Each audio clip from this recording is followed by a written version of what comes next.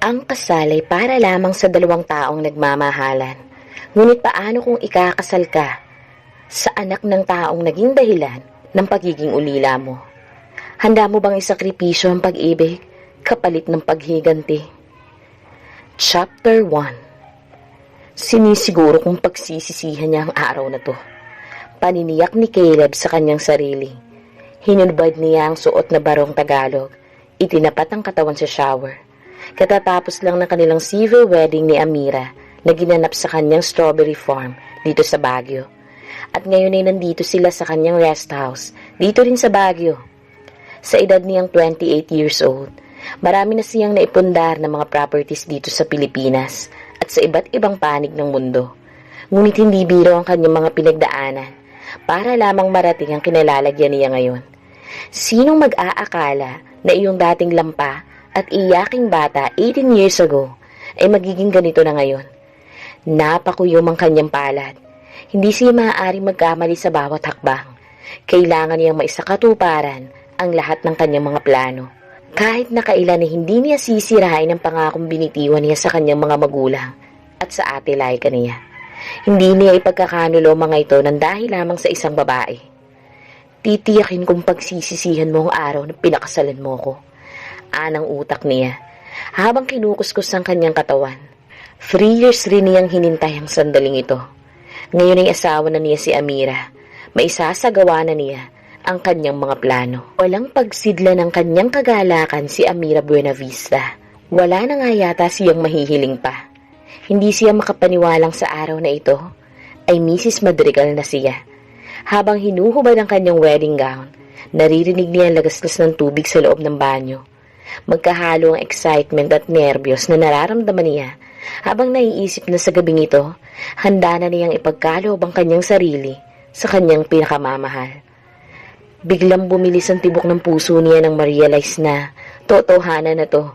Mag-asawa na sila ni Caleb. Magsasama na sila sa iisang bahay. Virgin pa siya, kaya magkahalo ang mga damdaming nararamdaman niya.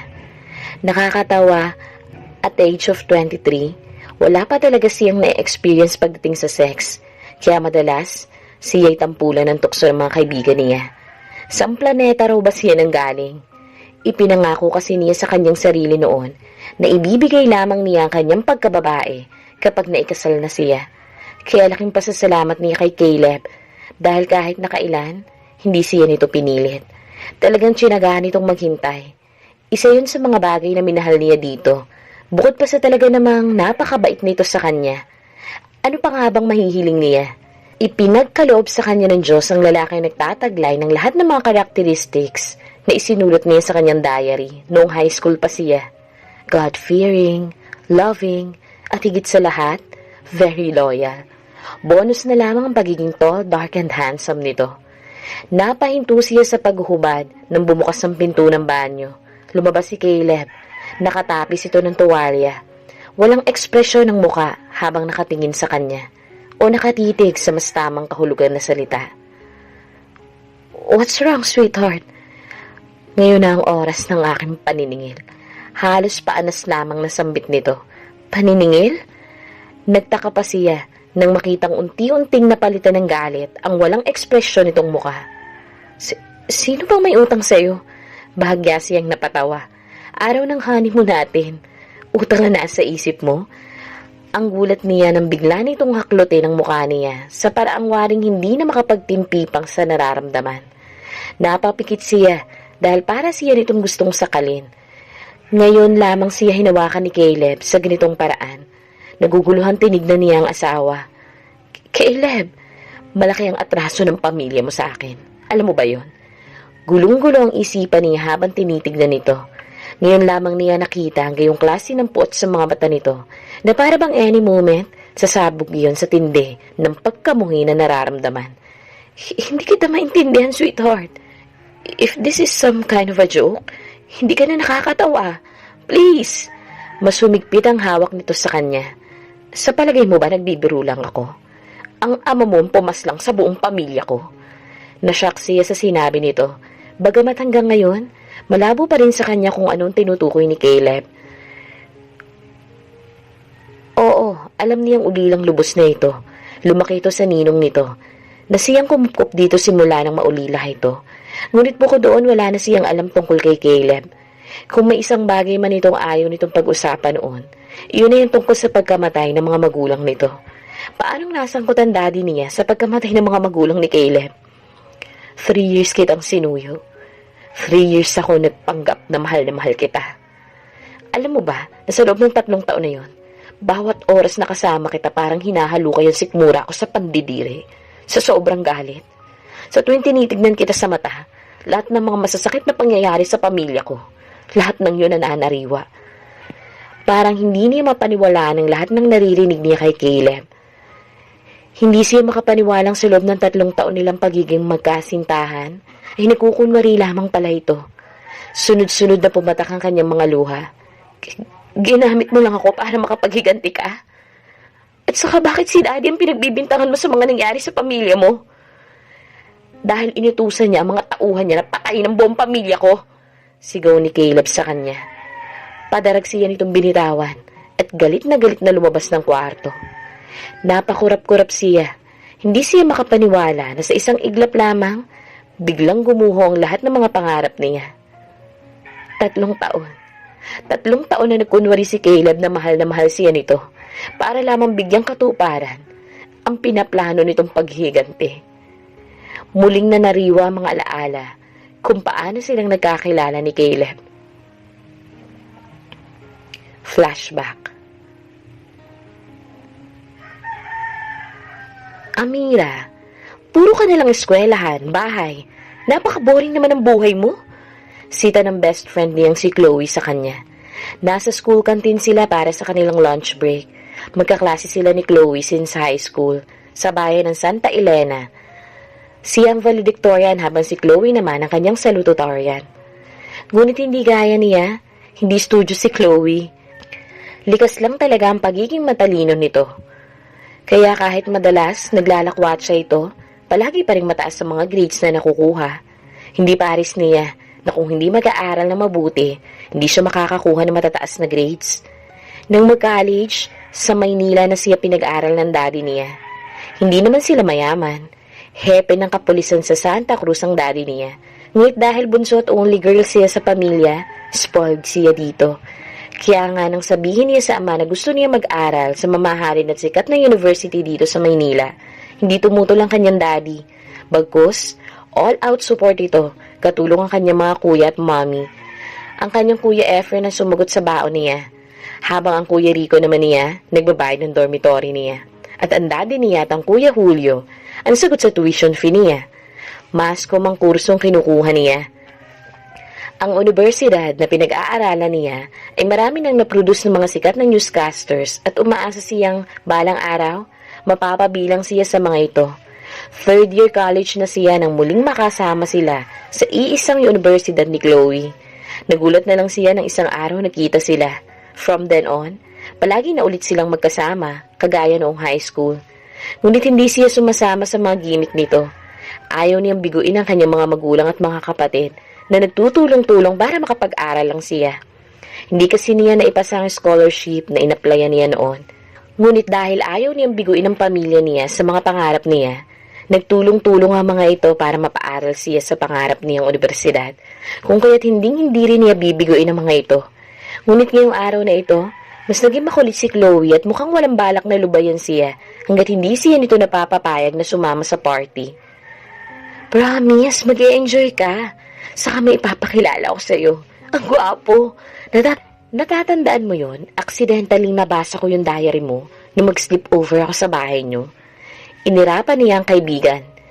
Hindi accidentally yun, no? Sinadya mong pakialaman at basahin ng diary ko. Okay, sige na, sinadya ko na. Pero curious lang naman ako eh. Anyways, yung lalaking ideal man na sinulat mo sa diary, saktong-sakto yun kay Caleb. At sino naman yung Caleb na yan? Kinakapatid ko. Ninong niya yung papa ko. Nung mamatay ang parents niya, kinupkup siya ng papa at pinag-aral. Tall, dark, and handsome. Plus God-fearing, loving pa. At higit sa lahat, walang bisyo ha. Hindi ako interesado. Talaga lang ha. What if sabihin ko sa'yo na nakatingin siya sa atin ngayon? Nakangising sabi ni Chloe sa kanya. Ay naku Chloe, tigil-tigilan mo nga ako. Hindi nga ako nagbibiro. Nandito siya ngayon sa school. Gusto ka siya kasing makilala. By the way, mayaman yan ha. Graduate ng engineering with honors dito sa university na to. Ahead siya sa atin ng 5 years. At sobrang successful na ng kanyang mga negosyo. Kinikilig na sabi pa ni Chloe sa kanya. Maya-maya nilapitan sila ng isang lalaki at waring napahinto sa pag-ikot ang mundo niya ng mga oras na yun. Love at first sight. Iyon ang eksaktong naramdaman ni Amira nang makita ang lalaking tinutukoy ni Chloe. Kaya naman na mag-propose ito 3 years after, ay hindi na siya nagpatumpik-tumpik pa. Isinantabi na niya ang kanyang pangarap na maging isang tanyag na broadcaster para sa kanyang ultimate dream, ang maging Mrs. Caleb Madrigal. Naputol ang pagbalik tanaw niya sa kanyang mga alaala nang muling pumasok ng silid si Caleb. Babalik na tayo ng Maynila ngayon din. Naghihintay na ang driver ko. Ilabas mo na mga gamit natin. Utos nito sa kanya. Napakurap-kurap siya. Pakiramdam niya, ibang tao ang kasama niya ngayon. Malayong malayo sa Caleb na nakilala niya noon. Manong Roy, hayaan niyo siyang magbaba ng mga gamit. Mas malakas pa yan sa kalabaw. Dinig ni Amira na sabi ni Caleb sa driver nito. Nang makarating na sila sa bahay nito sa Maynila, saka bumaba ng sasakyan at hindi siya nilingon. Tuloy-tuloy itong pumasok sa loob ng bahay. Tinignan siya ng matanda sa rearview mirror, waring humihingi ng paumanhin sa kanya. Tumangulang siya dito saka bumaba ng sasakyan.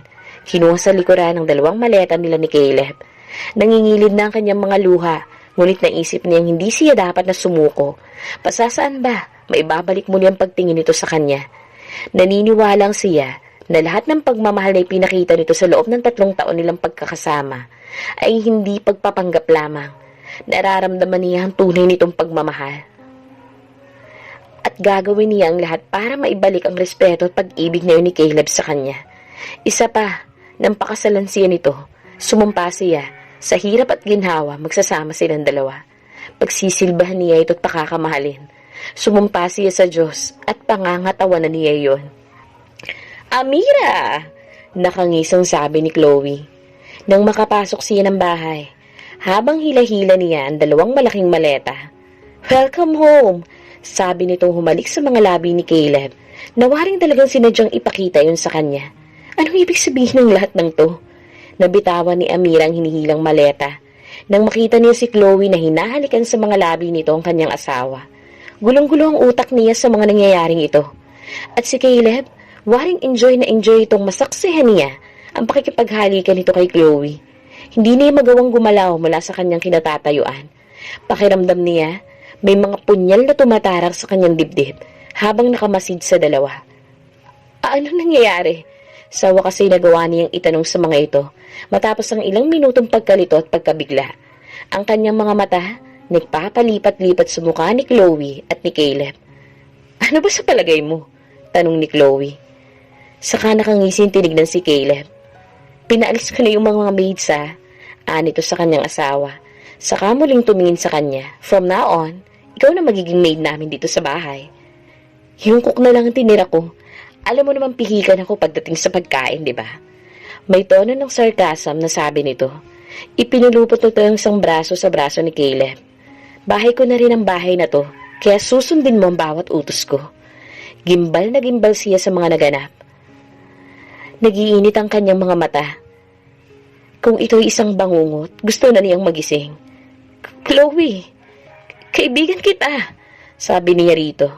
Sinikap niya maging mahinahon ang kanyang tinig. Ikaw ang dahilan kung bakit nakilala ko si Caleb. Hanggang ngayon, hindi pa rin malinaw sa kanya kung anong pakana ng 2 to. Nagsabuatan ba ito para sa paghiganti sa kanya? Ako nga, at planado ang lahat ng yon, sagot ni Chloe. Saka ito lumapit sa kanya. Alam mo bang matagal ko nang hinihintay ang pagkakataong to? Nagulat siya nang bigla na lamang siya nitong sampalin. Sa wakas, nagawa ko rin yan sa'yo. Waring ginising ng malakas na sampal na yon ang kanyang buong pagkatao. Hindi pa naginip lang ang nagaganap ngayon. Hindi ito isang bangungot lang. Bakit? Tuluyan ang kumawala mga luhang kanina pa niyang pinipigilan. Ramdam niya ang panginginig ng kanyang mga kalamnan. Bakit? 3 years mo lang namang hinaharot si Caleb. 3 years ako nagtiis na makita kayong palagi magkasama habang ako ang totoong mahal niya. Pinagmamasdan lang kayo. Ang sakit nun, kala mo ba? Ang sakit isipin na ako ang totoong mahal niya pero ikaw ang pinakasalan niya. Nilingon niya si Caleb. Nagtatanong ang kanyang mga mata kung totoo bang lahat ng sinasabi sa kanya ni Chloe. Nagmamahalan kami ni Chloe, sabi nito. Saka lumapit kay Chloe at muli itong hinalikan. This time, mas mainit, mas nag-aalap. Umiwas siya ng tingin dahil parang hindi na niya kayang makita pa ang nagaganap. Napakagulhol siya. Pinaglalaroan lamang pala siya ng mga ito sa loob ng 3 taon. Naging magkasintahan sila ni Caleb at kaibigan niya si Chloe. Palabas lamang ang lahat ng pag-ibig na pinakita sa kanya ng lalaki.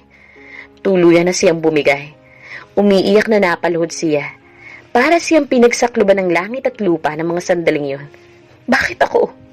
Ano bang kasalanang nagawa ko sa inyo? Sigaw niya. Itinapat niya mga kamay sa dibdib niya dahil pakiramdam niya nagsisikip iyon.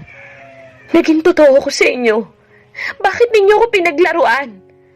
Kulang pang lahat ng sakit na nararamdaman mo ngayon sa sakit na naramdaman ko nang nawala ang pamilya ko. Dinig niyang sabi ni Caleb, saka ito umalis. Tawa naman ang tawa si Chloe habang nakatingin lamang sa kanya. Tumayo siya at hinabol niya si Caleb. Ipaintindi mo sa akin kung ano nangyari. Bakit ang daddy ko ang sinisisi mo sa pagkamatay ng pamilya mo? Nagdedemand na tanong niya rito.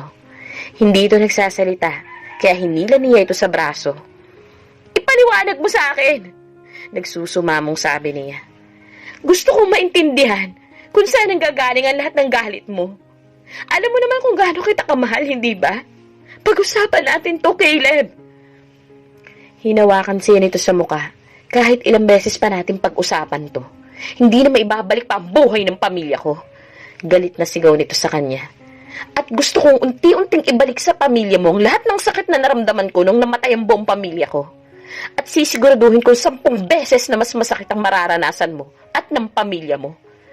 Pagkasabi nun, mabilis na siya nitong binitawan at nagmamadali itong sumakay ng motorsiklo nito. Galit na galit si Caleb nang manumbalik sa kanya ang mga nangyari 18 years ago. Nabitawan ng tatay ni Caleb ang mga inaning gulay nang marinig ang sigaw ng kanyang ina. Saklolo! Tulungan niyo ako! Umiiyak at nagsusumamong sigaw nito mula sa di kalayuan. Tatakbo na sana siya patungo sa ina, ngunit hinila siya ng tatay niya. Pinaupo sa likod ng malaking puno ng bato.